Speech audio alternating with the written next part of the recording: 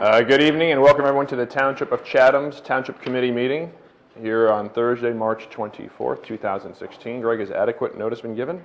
Yes, adequate notice of this meeting of the Township Committee was given as required by the Open Public Meetings Act as follows. Notice was given about the Chatham Courier and the Morris County Daily Record on January 8th, 2016. Notice was posted on the bulletin board in the main hallway of the Municipal Building on January 8th, 2016. And a notice was filed with the Township Clerk on January 8th, 2016. Thank you. If you'd all please rise for the flag salute. I pledge allegiance to the flag of the United States of America and to the republic for which it stands, one nation, under God, indivisible, with liberty and justice for all.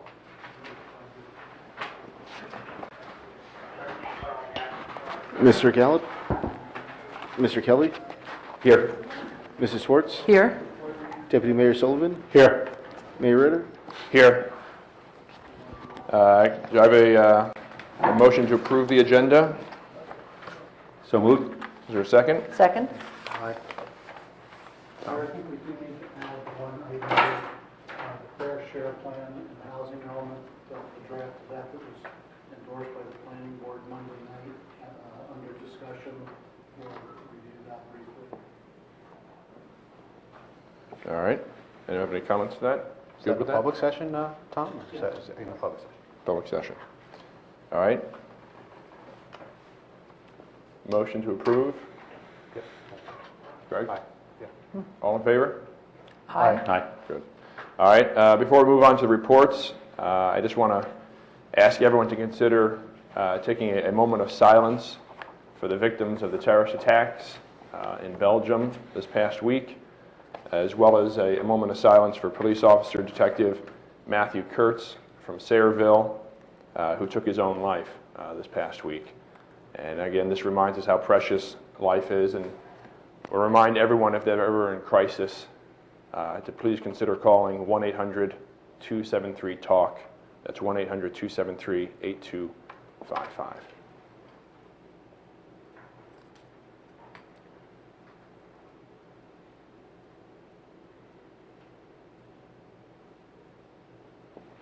Thank you. We'll move on to reports. Mike? Thank you, Mayor. The Department of Public Works is entering a very busy season of the year with the spring. On terms of roads, they're actively filling potholes, and they again put out the request to any member of the public who'd like to send in an alert on anything in their neighborhood in terms of potholes that need attention. Please do.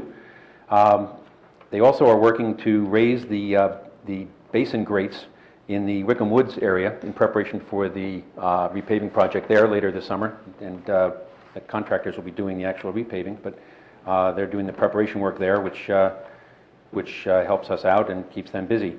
In addition to the road type work, they are on the recreation fields, striping and lining the fields in preparation for spring sports that start in earnest in April. They're also in preparation for getting the compost center ready to open on Saturday, April 2nd, down at the end of Tanglewood. It'll go on to its right into its regular hours of 8 to 3 on Saturdays and 8:30 to 11:30 on Tuesdays. So that's not this weekend, but next weekend for that. Already the service that the DPW provides to deliver the mulch to people's homes is already taking sign-ups, so that if you're interested in the delivery, contact them at the DPW garage. The small load is $25, large load is $50, and they'll actually start the delivery after April 15th. But they're taking sign-ups now. And as an extra project that they've just tackled, which is kind of over and above the call of duty and is much appreciated, is that they're over on Hillside Avenue at our open space on the Averett tract. They've tackled the preparation work of clearing out some downed trees. Awesome. And in preparation for putting in a trail to give public access to that open space there. So if you've seen activity on Hillside Avenue, that's preparation work for an open space trail, and contacts are going out shortly to different clubs, organizations, scout groups, and we'll be working with volunteers later this summer to actually do the trail work itself. So a lot of things in the works, and all good news. Great. Do we know, John or Tom, if are we communicating effectively with the residents of Wickham Woods regarding the paving project and the? Yeah, some just went out. I just received some. You got them? Good. Yeah. Okay. Karen? All righty, thank you, Your Honor. Regarding communication with our residents, I believe everybody has received by now a hang tag from Nelson Tree Service from JCP&L regarding the tree work that's going on. We see their trucks everywhere now, and so they are definitely getting to work on removing a lot of branches and limbs that are overhanging and affecting our JCP&L electrical wires. If you have any questions, of course, you can call JCP&L, and there's a number on the hang tag that you received from Nelson. You can call them directly as well. JCP&L's most recent tip of the month is to not necessarily dial before you dig, because nobody dials anything anymore, but definitely call before you dig anywhere on your property. And of course, our local contractors and road crews already know to be in touch with JCP&L. And moving forward into road work, I received an email from our county correspondent regarding the paving work that will be taking place around Hickory Tree and the Chatham Mall at the end of April. And, we expect to hear more about the end of April. We're talking about traffic counts and how they impact circulation in that area, specifically safety issues, both automobile and pedestrian safety. So in advance of Shunpike Road being paved, the county and we are working together on the intersection there by Green Village. John, we also heard from American Water today, which I'll defer to you on regarding some of the paving issues that they have, if you'll include that in your report. Let's see, also save the date, please. Our Environmental Commission is hosting and hoping to put all residents to work on the Green Pond cleanup on Saturday, April 23rd. It has been a great community endeavor over the last several years. I've attended it myself over the last several years, and slowly but surely we're chipping away at making that a real usable and pedestrian-friendly park over by Green Village Pond Conservation Area, which is on Green Village Road across from Melrose. Our Board of Health has been working in conjunction with the Madison Health Department on a couple of important issues. Of course, our application to the drug-free communities has gone into, it's been submitted, and so we expect to hear back from that before too long. And our Tri-Town Plus survey is up and running. Chatham Township is well represented with 51 respondents so far, but Madison is beating all of us with 69 respondents. If you do an internet search, Tri-Town 55 Plus, it'll take you to either the Facebook page or the Survey Monkey page. And we just want to hear from everybody 55 and over regarding issues that we feel impact our seniors in order to make sure we have our finger on the pulse of an aging-friendly community. And that's what I've got, Your Honor. All right, thank you. Kevin? Very good. The Historical Society put on a presentation last Sunday. Alexander Hamilton and Betsy Schuyler. For those of you who were at the last meeting and still wondering who Betsy Schuyler is, that was Alexander Hamilton's wife. He married well. The next presentation is on April 10th. It'll be about the Lenape Indians in the region. It'll be put on here at the Municipal Building at 2 p.m. Sunday, April 10th. Again, these are really spectacular presentations that are giving. The depth of information is fascinating, and I certainly would encourage anyone who has an interest in a wide variety of historical topics to come out and see these presentations. They're certainly well worth the time. So that's all I have. Great. Just a few items myself. In terms of public safety, happy to announce that the township was named the third safest city in New Jersey, according to backgroundchecks.org's annual safest cities in New Jersey list. So congratulations to the police department for your efforts and continuing to keep residents safe. It's truly one of the greatest things about the township is the fact that we're able to maintain this level of safety for our residents. So thank you again for your hard work and your efforts. Also, we're looking to host a suicide prevention training event for the Chatham Township Volunteer Fire Department on Saturday, April the 9th. We're still waiting to hear if the Green Village folks and the EMS folks are available to join as well. That'll be here at the municipal building.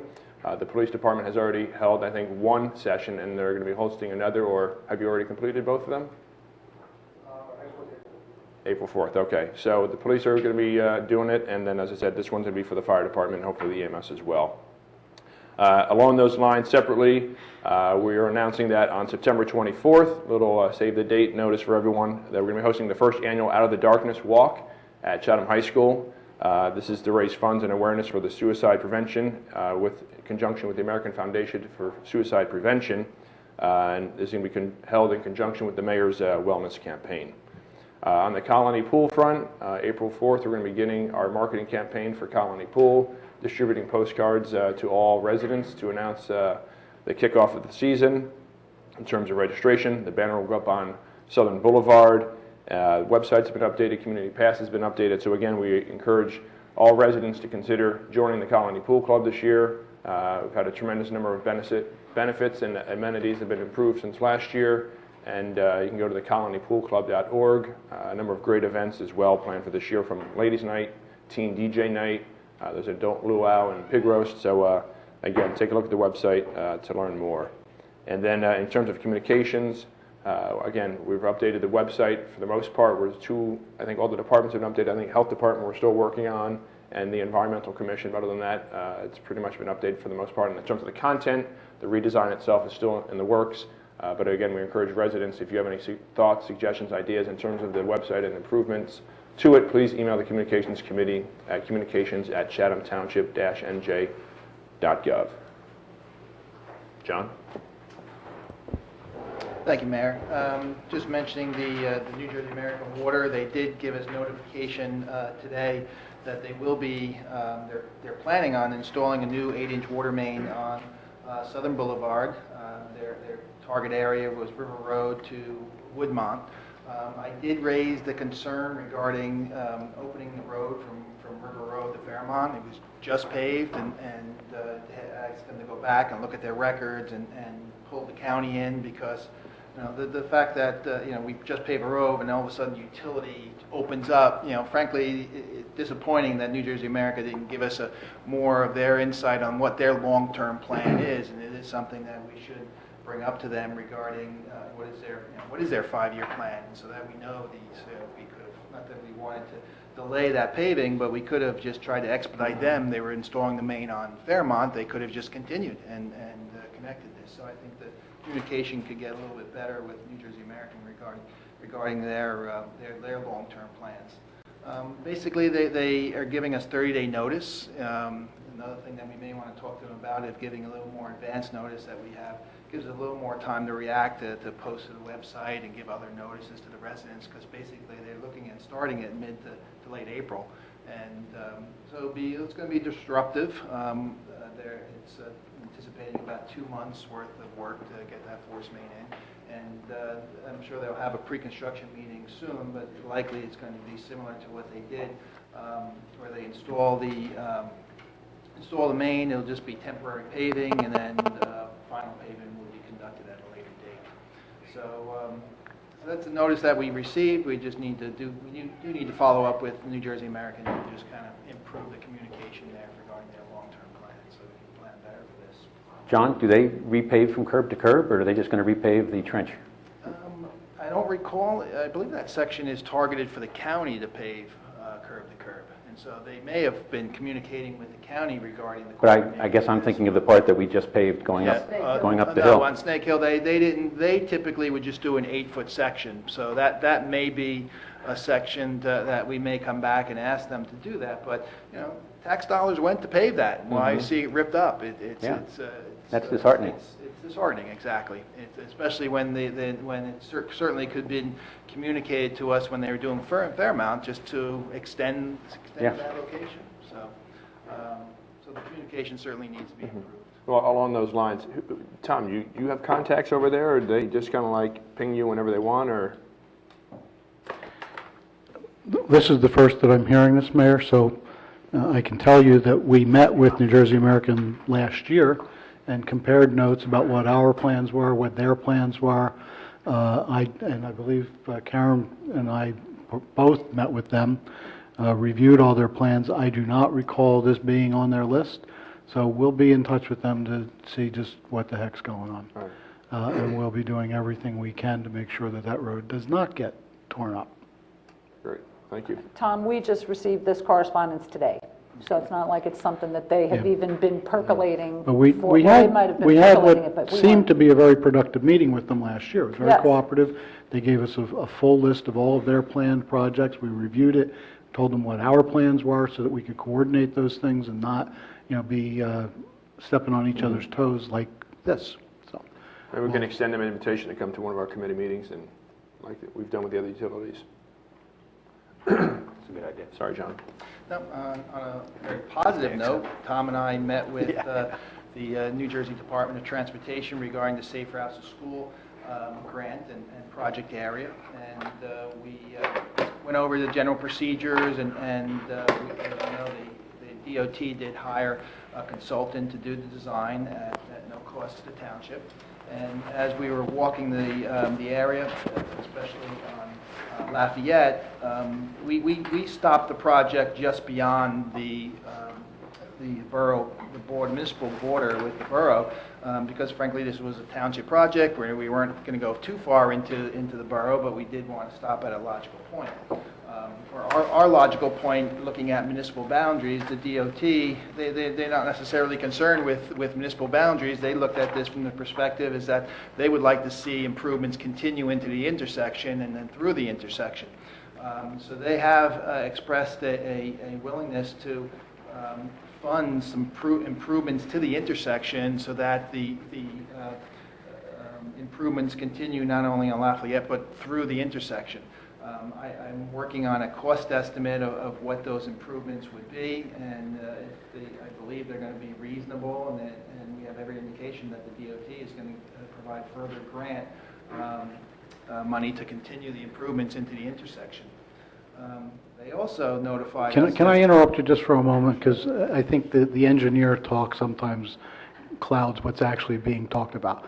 The improvements that were talked about on site is to improve the handicapped accessibility, the depressed curb ramps that you have to have, and the pedestals to control the signals. That's, when you're talking about going through the intersection, that's what they're talking about. Yeah, well, improving, right now, if you recall, there's only 3 crosswalks. They're going to add the 4th so that when you're walking on that side of Lafayette, you can just continue to walk so you don't have to go jog around. They'll also be moving the buttons for the where you can activate the light to do. It'll upgrade the pedestrian warning signs at the intersection. So when they basically upgrading the intersection to today's standards regarding pedestrian safety and movement through the intersection. So it would be a significant improvement and a nice addition to the project to go through. The DOT further surprised us and indicated that they will pay for the engineering construction period services. So they're paying for the design, they're paying for the inspection, and they're paying for all of construction plus a little bit more. So it seems like we got a win-win-win on the whole project. So basically, there's basically no cost to the township to implement this project. That's great. Yeah. Did you have Yeah, just to give you, ballpark numbers, the original grant was for about $580-some thousand. It's probably now around $1 million.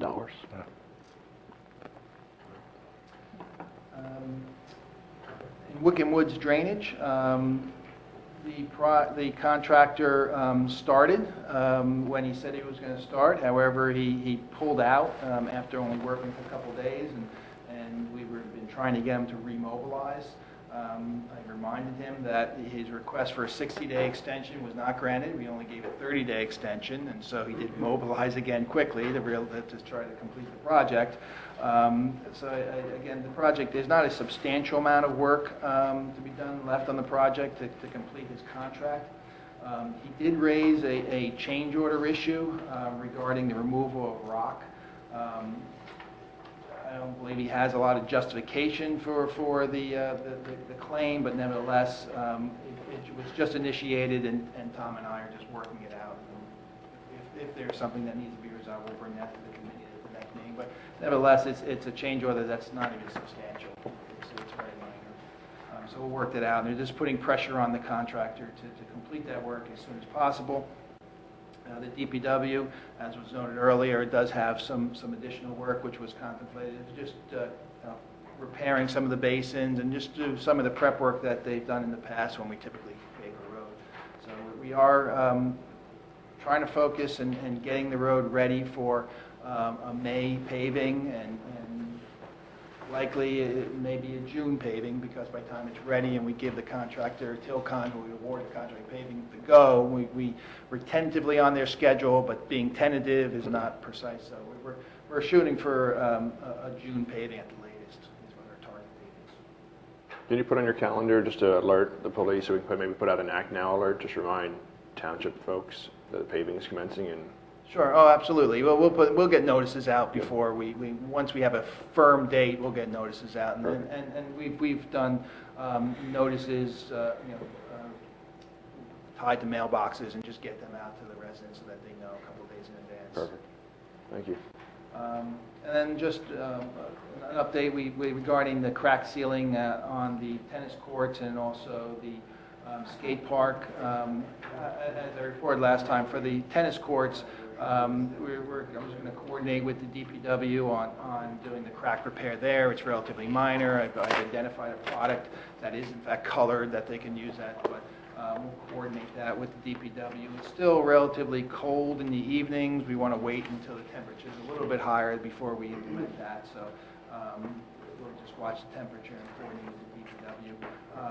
The other, with the skate park, finalizing the quote, just took a little time to get the contractor to actually go out and look at I discussed it with him on the phone. Took a little while to get him out to actually visit the site. Now I'm just waiting for his firm quote. Trying to just get a second quote just to comply with the New Jersey Public Contract Law for construction, have at least 2 quotes. So I'm working on getting those 2 quotes, and once those 2 quotes are finalized, we can award that work and schedule it accordingly. So that's all I have. Great. Just refresh my recollection, Albert. So you have to get 2 quotes to satisfy public bidding. What is the standard if you can't find another vendor? Depending on you do not have a qualified purchasing agent.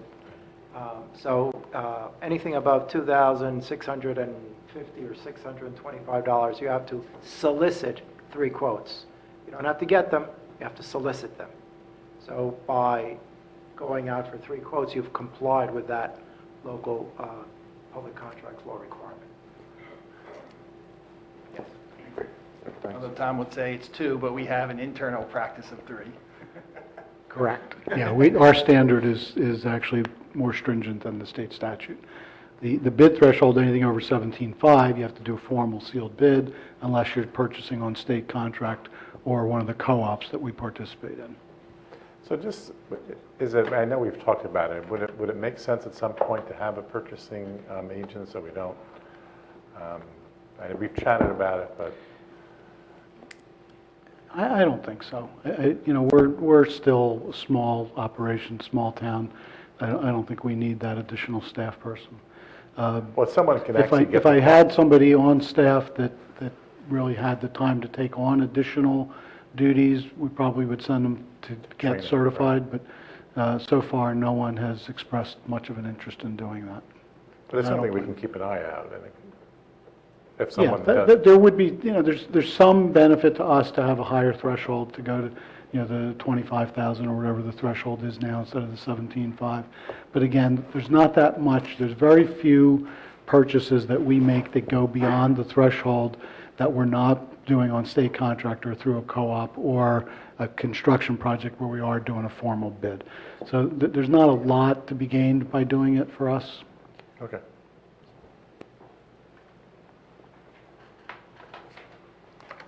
Is that it, John? That's all. Bob, do you have anything you want to report on? A couple, I think opening day for baseball is April 2nd, so I know Everyone's getting excited about that. I think it's sign up for Chatham United. Soccer is April 8th, give or take a day. Don't quote me on it, but so that's a time-sensitive date that anyone wants to try out for you. Chatham United should keep in mind. Great, thanks, Bob. Tom? I'll probably be repeating some of what you already said, but and what Bob just said. The spring season has started, so we've seen lacrosse kids out on Shumpike Field at night. The baseball fields are likely to open next week. We've held off on those. The grass is still dormant, but I think they're going to start practicing probably on Monday. And as you said, opening day, weather permitting, will be the following, I guess, a week from this Saturday, April 2nd. Colony registration is open. We haven't rolled out the full marketing campaign, but registration is open. The Southern Boulevard Summer Camp Program registration is open, and we hope to get the tennis program listed and open for registration next week. We're looking to do essentially the same that we did last year, which is to run a 1-month instructional clinic that would meet Monday through Thursday for broken up into 2 age groups from 5 to, I think we went from 4 to 5 o'clock and 5 to 6 o'clock. And we're looking to do that same program again this year. We probably will limit that to the first 50 children based on the staff and the time that we have available. If it turns out there's a lot more demand than that, then we'll look to react accordingly to try to accommodate everybody that wants to participate in that program.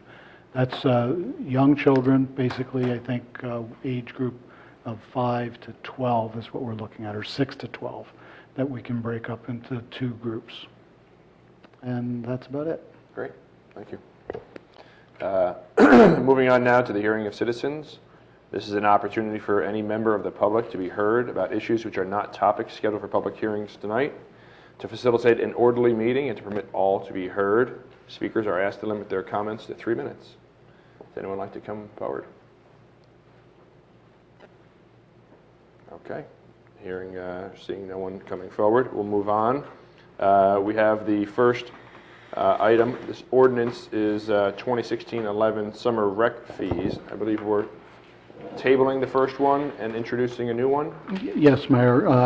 2016-11, which is on for public hearing, was introduced at the last meeting, but it turns out that I actually was mistaken about the numbers and was operating off of an old 2006 ordinance that had set the fees and was adjusting accordingly.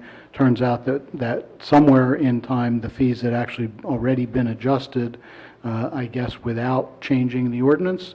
So I'm going to ask you to table 2016-11, basically kill it forever, and then start over with 2016-12 and introduce these as the fees for this current year.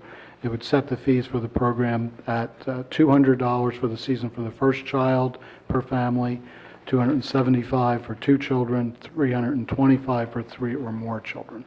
So that it's a 2-step process. First is to kill 2016-11, and then second would be to introduce 2016-12. Okay.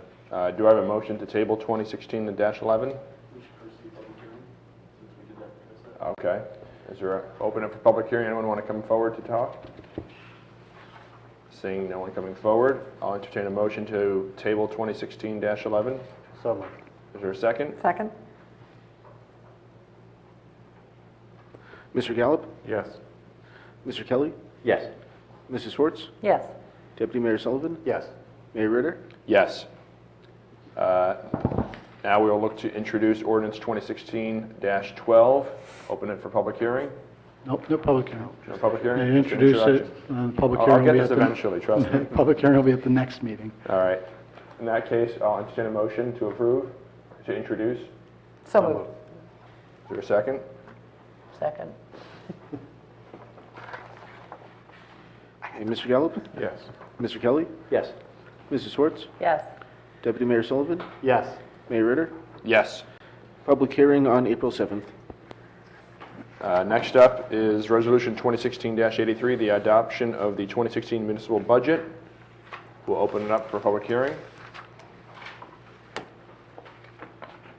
Seeing no one coming forward, I'll entertain a motion to, Just a little housekeeping, just to let you know that we were subject to state review this year. You'll recall that I told you that it's on a 3-year rotating cycle. Every third year, you're subject to state review. We did go through the state review. As a result of that review, there were a couple of minor tweaks to the budget, some things that were, it didn't change any of the numbers, but just the way things were posted. For example, the large grant for the Safe Routes to School program, where we were running that through the grant section of the budget, the state required us to move it to capital improvements. It's not a substantive change. It's really, as I said, more housekeeping. There were also a couple of comments and things that needed to be corrected in the annual financial statement. That has all been done, and we do, in fact, have authorization from the state to go ahead and adopt tonight. very good, thank you, Tom. So is it kind of, not that it's an inconsequential number by any stretch, but it seems like the Safe Routes to School grant continues to be a moving target. I mean, obviously, is it going Yeah, to be? we'll be coming back with what's referred to as a Chapter 159 amendment to the budget, Okay. once all this stuff that's going on with John. Right, because the amount keeps increasing. Yeah, we'll be getting another award letter when those new numbers are known. We have not appropriated the money yet for the design consultant. We'll be getting a letter once they submit their proposal to the state for the scope of work, the revised scope of work. That's going to generate a number. We'll get an award. We'll appropriate that through an amendment into the budget, and then we will actually be contracting with that engineer to do the design. Then there will be yet another award for the amount of the new construction that is going to be approved, and the inspection services that John spoke about. So there's probably going to be, as a result of that grant, there's probably going to be 2 more amendments to the budget to insert those additional funds. But it's all budget neutral. Yeah, It's all budget neutral, Right. has no impact because it's a revenue and an appropriation that offset each other. Great, thank you for that clarification. I'll now entertain a motion to adopt the budget. So moved. Second? second. Mr. Gallup? Yes. Mr. Kelly? Yes. Mrs. Schwartz? Yes. Deputy Mayor Sullivan? Yes. Mayor Ritter? Yes. Moving on to the consent agenda. Are there any comments to the consent agenda?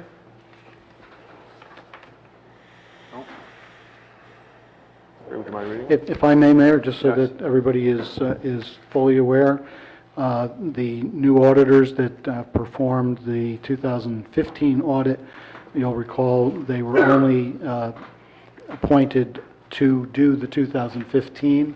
So we solicited a proposal from them now to do the 2016 audit, and the Resolution 87 would accomplish that. They're holding the fee the same as they did for this year. Great. Speaking of them, are they going to come in at some point to give a presentation? They will be doing an exit conference. Usually we do that with the Finance Committee, and then everybody gets a full copy of the audit, and you do the affidavit indicating that you've at least read the comments section. So yes, the audit in fact is finished. I received a draft of it yesterday. I haven't finished my review, and then we will schedule with Valerie and one of the Finance Committees the exit conference. Perfect. All right, thank you. Sorry, Greg. This evening, we have Resolution 2016-84, receipt of reports, 2016-85, approving meeting minutes, 2016-86, approving executive session minutes, 2016-87, appointing auditor, 2016-88, refunding permit fee, 2016-89, releasing escrow balances, 2016-90, which is also refunding permit fees, and 2016-91, approving sewer connection. Thank you. Do I have a motion to approve? So moved. Is there a second? Second. Mr. Gallup? Yes to all. Mr. Kelly? Yes. Mrs. Schwartz? Yes. Deputy Mayor Sullivan? Yes. Mayor Ritter? Yes. All right, moving on. For discussion items, we have the fair share. Yes, Senator Mr. Yarborough? Mayor. A moment ago, you added to the agenda a discussion of the 2016 Township of Chatham Housing Element and Fair Share Plan, and I just wanted to give a brief introduction to that before Mr. Chiccarone discuss it in additional detail. The Superior Court of New Jersey, as part of the pending declaratory judgment action, required that the Township of Chatham submit a draft housing element and fair share plan by April 4, 2016. This past Monday, on March 21, 2016, the draft plan was presented to the Township Planning Board, and that plan was accepted and endorsed by the board for submission to the court. If it is your consensus after Mr. Chiccarone reviews the draft plan with you, it will be submitted to the Superior Court by April 4 in a timely fashion. I anticipate that the Superior Court will, at an appropriate time, hold a hearing on the draft plan, and if approved by the Superior Court, that the Superior Court expects a commitment that the Township Committee will formally endorse the plan. So when I asked for a consensus after the presentation by Mr. Chiccarone, that consensus is going to include a commitment that you are going to, at some point, at the appropriate time, approve that plan and as part of the process before the Superior Court. With that background, I ask Mr. Chiccarone to present an overview of the draft plan for you. Thank you. I believe you've all received a copy of the draft. I know that at least Kevin and Karen have, because they're on the planning board along with me. If you have not, we'll make sure that that gets distributed to you. Have you gotten the draft or not? No. No. I'm going to just do a quick run through. It's Is there any way you can just make it so as we can follow along? Is it make copies? Do you have another one? I can share with Mike.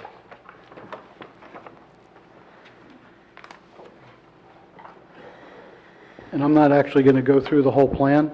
The introduction, the first few pages lay out the history of round 1 and round 2 and the compliance, and a little discussion about round 3, which you'll recall we did a third round plan, submitted it to COA for approval, but it never went anywhere, and eventually COA was killed.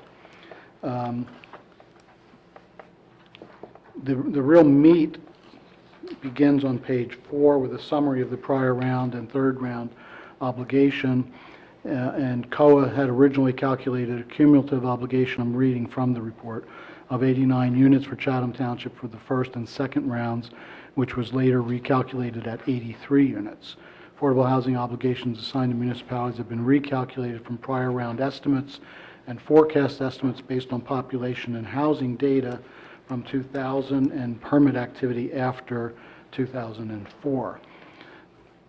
The methodology that was being used in the third round was deemed not appropriate by the court, and eventually there was a Supreme Court decision now known as Mount Laurel 4 that basically put COA out of business and assigned all of this obligation or determination of municipal obligations to the courts. On page 5, you'll see a summary of the municipal obligation as calculated by eConsult, who was the consultant hired by conglomerate, I don't know if that's the correct word, but about 300 or so of the municipalities in the state that got together, hired eConsult as our expert to do a report and a determination of our municipal obligation. And you'll see on page 5 that eConsult had determined that we had a present need of 56 units. Present need are existing housing stock deemed to be occupied by low or moderate income families or persons and in need of rehabilitation. We don't believe that that's in any way a correct number, and we will present as part of our presentation a number somewhere more in the area of about 20 for that. eConsult was in agreement, obviously, with us on the 1987 to 99 prior round municipal obligation of 83 units that I previously referenced, determined that there was no obligation for the period 1999 through 2015. That's going to be a key part of the arguments before the courts that's referred to as the gap period, as to whether there is or is not an obligation for that period of time. We believe, and eConsult believes, that there is not an obligation for that period, so none is calculated. And eConsult calculated our prospective need from 2015 through 2025 as 229. We believe that that number is in error, and there's some discussion that follows about exactly why we believe that's in error. And the basic problem is that eConsult, their formula for determining need calculates a regional need and then apportions that need to the municipalities within the region based on 4 factors, one of which is present jobs, developable land, income, and employment growth. And then you take those 4 factors, determine what percentage of the regional growth each of those represents, and you take an average and you determine a number for each municipality as to what their percentage of the regional share should be. Well, the problem with the data is that the employment growth numbers for Chatham Township were taken from census data, and you'll see on page 6 in graphic form that the census data was incorrect. And if you're looking at the graphics, what you'll see on the left is I'm going to refer to it as a heat map for 2002 that shows jobs within Chatham Township, and then you'll see a comparison next to it for 2014 that purportedly shows jobs in Chatham Township. And what you'll notice right away is in the upper left or northwest section of Chatham Township when you see it in color, you'll see it in deep dark blue, and a census tract that supposedly has about 1,500 jobs. Well, that census tract is the Geralda Farms property that we just preserved last year, where there are no jobs in Chatham Township. eConsult explains that, for the work that they did not have the time or resources to check the data for every municipality within the state of New Jersey that they were representing, but left it to municipalities to do their own checking and to substitute our numbers for theirs. And when you do that, the numbers change dramatically. So you see that in 2002, Chatham Township had about 1,500 what are referred to as primary jobs, and according to the census data, that number grew to 3,600 in 2014. Well, we all know that there weren't 2,000 or 2,100 jobs added in Chatham Township during that 12-year period of time. It just didn't happen. When we make the adjustment, and I'm going to skip over the next couple of pages and get you to page 8, because there's now discussion here that the way that, as a result of the data correction, the township's 5.84% employment change share would be replaced by 0.81 share.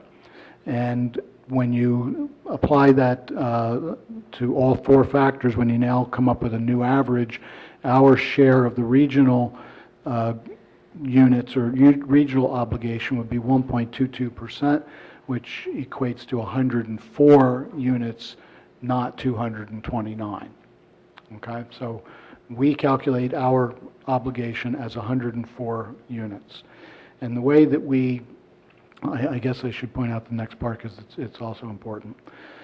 Chatham Township qualifies for a substantial compliance reduction according to NJAC 5:93-3.6, which provides a 20% reduction of the 1987 to 99 prior round obligation for a municipality that within the period of substantive certification actually created over 90% of the municipal housing obligation within its borders. In Chatham Township, 81 units, 98% of the 83-unit prior round obligation was constructed within the municipality. So that allows us to have a 20% reduction, which will subtract 16.6 units from the 83 units for 87 to 99, resulting in an adjusted prior round obligation of 67 units. As a result of these recalculations, this housing element fair share plan is planning to address the following fair share obligations. Present need of 15, prior round of 67, third round 104. This total includes new construction obligation of 171 units for the period 87 to 2025 and the need to rehabilitate 15 present need units. The next section goes into the compliance parameters. I'll leave that to you to read on your own as to how various elements can work. And when we get to page 10, you'll see a summary of our completion status, which for Chatham Glen, there were 75 units previously credited. There was an RCA, that's a regional contribution agreement that was done with the city of Newark, whereby the township paid for the construction of 8 affordable units in the city of Newark. There were group homes in the township that accounted for 9 bedrooms, and for those you get a rental bonus of 9, so the total units in credits is 101. When those 101 affordable housing units and bonuses are compared to the adjusted 67-unit prior round obligation, a 34-unit excess is available to carry forward to the third round, where the employment-related adjusted e-consult estimate is 104. So Chatham Township has actually put together in this plan a plan to create or to comply with that requirement for 104 units by actually making 117 units available. And the way that works is the chart that you see as the third round compliance strategy. Excess from the prior round of 34 previously mentioned. A new element would be to do affordable to existing. That is to take market units and convert them. These would be rental units. We would do a deal with owners of apartments in town to take units and convert them from market rate to affordable rate, with us making a deal to basically subsidize that rent. Those funds would be provided through development fees attached or surcharged on building permits. We would also look to extend the affordability controls on 73 units at Chatham Glen, and when you add that up, you have a total of affordable units and credits of 117. That's the gist of the plan. That's the gist of the numbers that we are going to present to the court. There's some discussion on the following page about rental requirement and very low-income units, and the need for us to hopefully acquire some waivers on some piece of that obligation, and then the rest of the report are appendixes that show a variety of data drawn from the Census Bureau and other places. So I realize it's probably difficult to follow. The plan will be available to the public for review. We'll get it posted on our website. And what we're looking for at this point is for an endorsement, as Mr. Cruz stated, is an endorsement from the Township Committee that if in fact the court approves this plan, subsequent to the Planning Board formally adopting it, that you also will approve it. Great. So when do you, I mean, you're basically taking an advisory opinion of us, not a formal? The Judge Hansberry was specifically asked whether or not the Township Committee needed to take any formal action.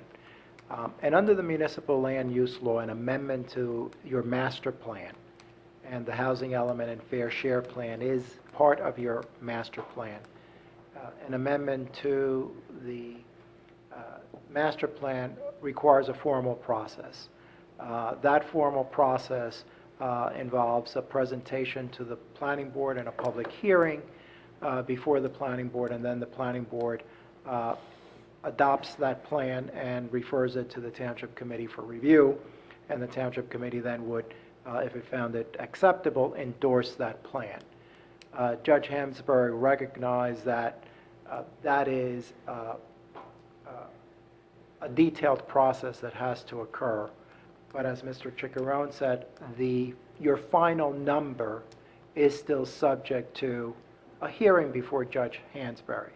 And that the number of 104 units may change depending upon the proofs that are presented to the court and Judge Hansberry's final determination. So the process would be as Judge Hansberry would make a determination on what your actual obligation is. He may or may not agree with the assessment that's been made in terms of the adjustment that we're proposing. Also, as you know, the eConsult Solutions plan has been challenged by various entities, and so that number, the eConsult number, also is potentially subject to change. So the concept I think that the court was trying to convey is it wants to know that the planning board and the township are moving forward. It wants to know that if the court approves this plan, that the Township Committee will also act favorably upon it. But the court also recognized that there is a process that has to occur in order to be able to get a final plan. And that is really what we're in right now, not the final plan, but just obtaining authorization from you to submit this plan in its draft form to the court for review, subject to further adjustments after a hearing before the court. Great. Albert, if we submit this to the court in this form, if it's challenged specifically by any of these other organizations, or if the court issues some kind of opinion about this plan, are we still covered under our group agreement with eConsult to defend this in the court, or do we have to follow some other kind of course of action? No, the eConsult will serve as your primary expert. So the group agreement that Mr. Chiccarone explained covers the basic report and supplements to that report. The township would enter into a separate agreement with eConsult to serve as expert witness in the case. So that would be covered by eConsult. Mr. Banish, your township planner, would present the analysis of the adjustment for the jobs, along with the remainder of the plan and the mechanisms that are presented in the plan. So there is provision has been made for retaining eConsult, and then for ultimately when there is a trial, for both eConsult and Mr. Banish to testify. And that testimony and that representation, is that covered cost-wise? Is that covered under our existing agreement, or is that a new expense? It would be a new expense. The original agreement was for a $2,000 contribution to the municipal group for the work done by eConsult. It was always understood that testimony in court services would be separate from the original agreement, and the original agreement so provides. So all 300 of those municipalities would be looking to make an additional contribution for the next step? The answer to that, it probably will be broken down not by the entire state, but by county. And so what is being discussed now is that the municipalities within a county will join together to go through that trial process.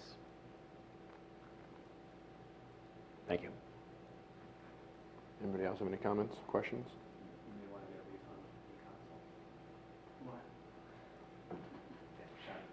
again, Fuzzy math. the report really is two parts. The plan part, which Mr. Chickarone went over, and then there is the demographic part, which is census data, other type of information that is required to be as part of a plan of this nature. I just want to come back to, no, I do, because I don't want there to be any suggestion or belief that I think e-consults made a mistake, because I don't think they did. They were somewhat limited in their ability to dive deep into the census data, but they pointed that out in their report and invited us to do it, so I did. And it became fairly obvious, and so when you look at the graphics, that there was a mistake.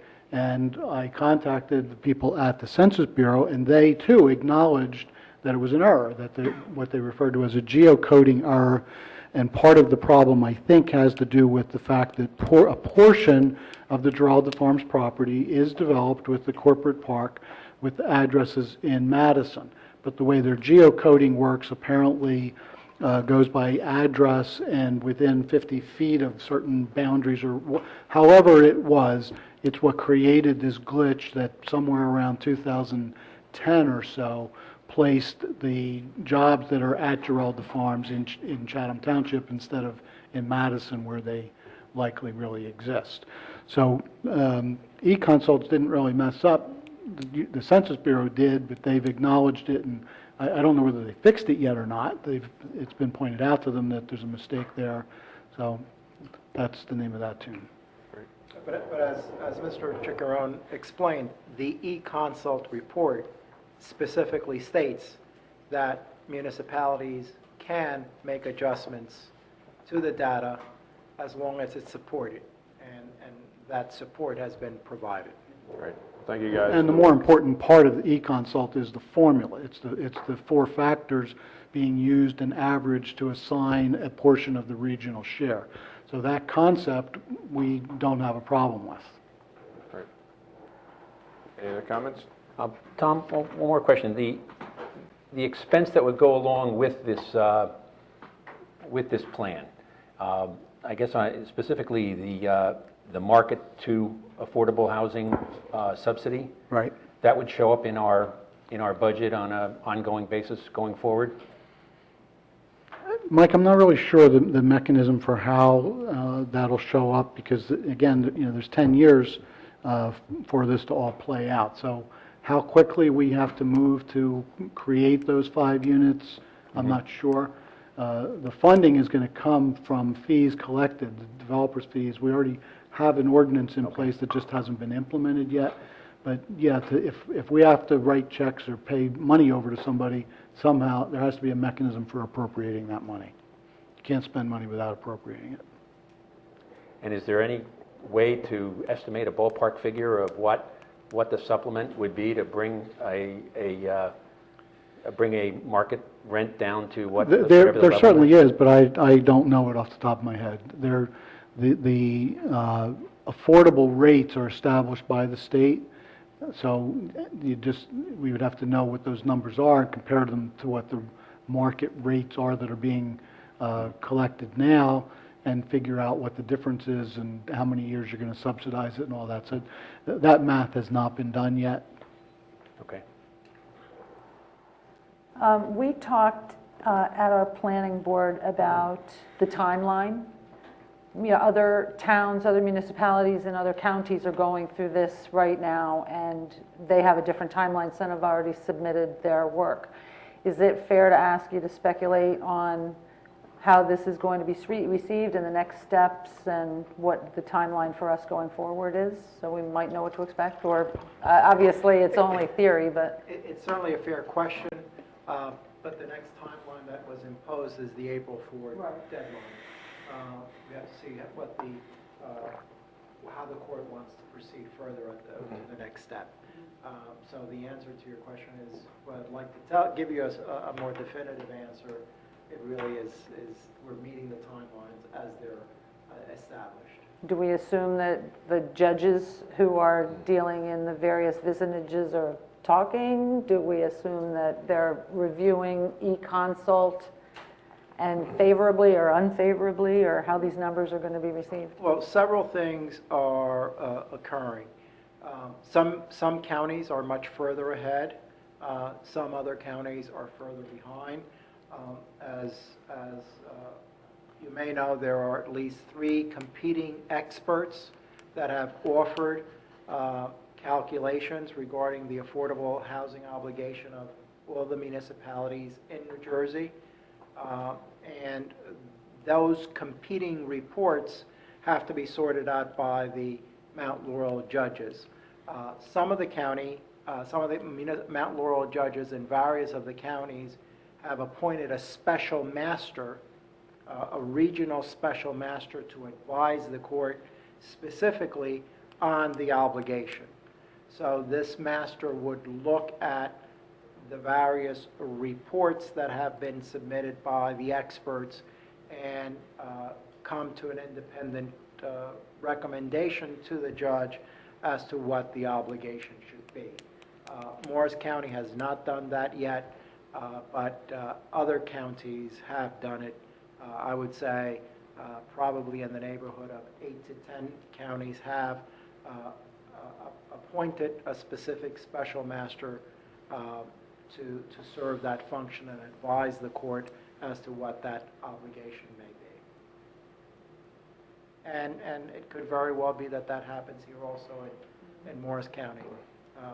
Because when the Supreme Court, in essence, decentralized the administration of affordable housing from the Council on Affordable Housing to the judiciary, there is now 16 vicinages that are dealing with this and addressing this. So as could be expected, some are further ahead than others.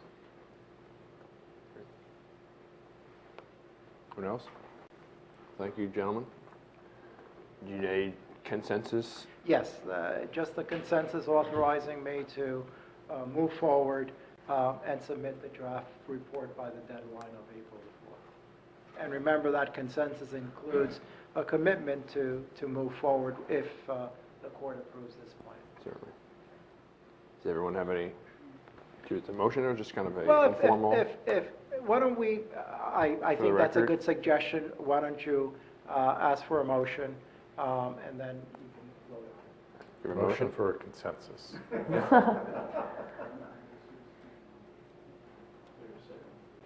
Yes, I mean, and Tom points out, as I said to you before, on Monday, this was discussed with the planning board. The planning board took formal action on this, so this has been a document subject to the Open Public Records Act for a period, and it will continue to be open.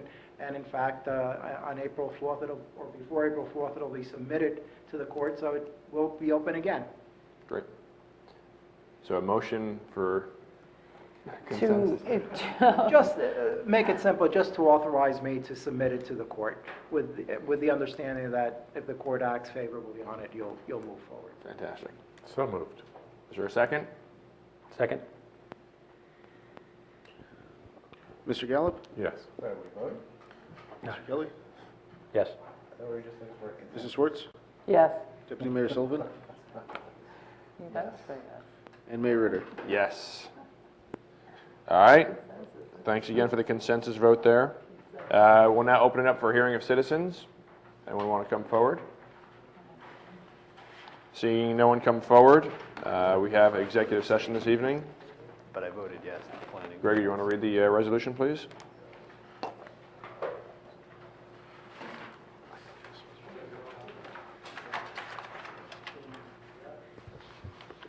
Resolution 2016-P-06, resolution of the Township Committee of the Township of Chatham in the County of Morris, New Jersey, authorizing conference of the Township Committee with the public excluded.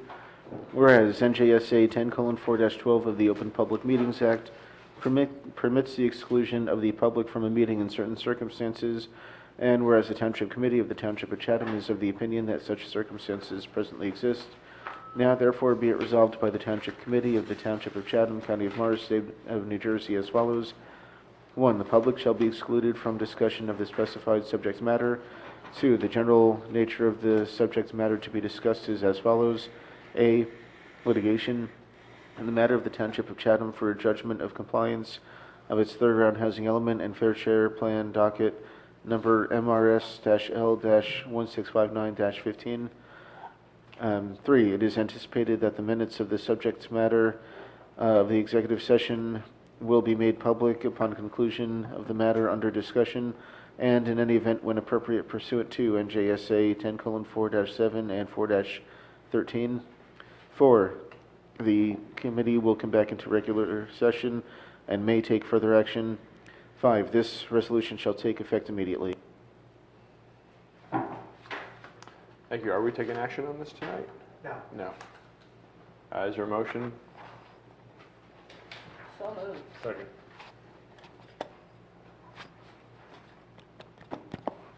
Mr. Gallo? Yes. Sorry, Mr. Gallup? Yes. Mr. Kelly? Yes. Mrs. Schwartz? Yes. Deputy Mayor Sullivan? Yes. Mayor Ritter? Yes. Thank you.